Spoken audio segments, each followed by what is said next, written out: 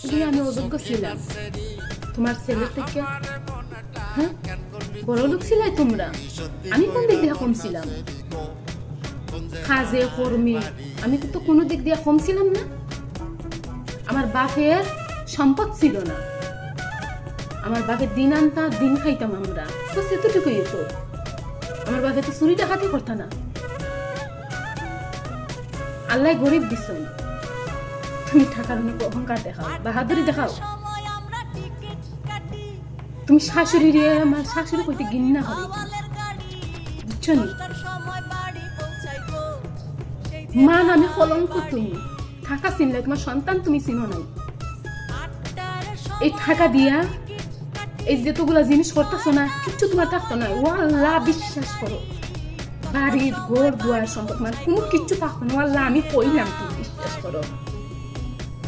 তুমি যেতই গরু বাছুর ইটা হিটা করো না, খানি কিচ্ছু তোমার থাকতো নাই। বার থেকে বাইরে আইছিলাম, দেখছো কি হয়েছে? আর হইব, ও আল্লাহ, আর হইব।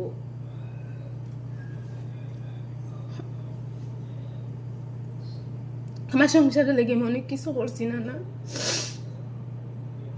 চাই না কান্নাকাটি করতে, অনেক কষ্ট লাগে, অসুস্থ হইয়া যায়। কিন্তু শাশুড়ি মা, বিশ্বাস করো, তোমার আমি কোনোদিনও মাফ করতাম না, কোনোদিনও না।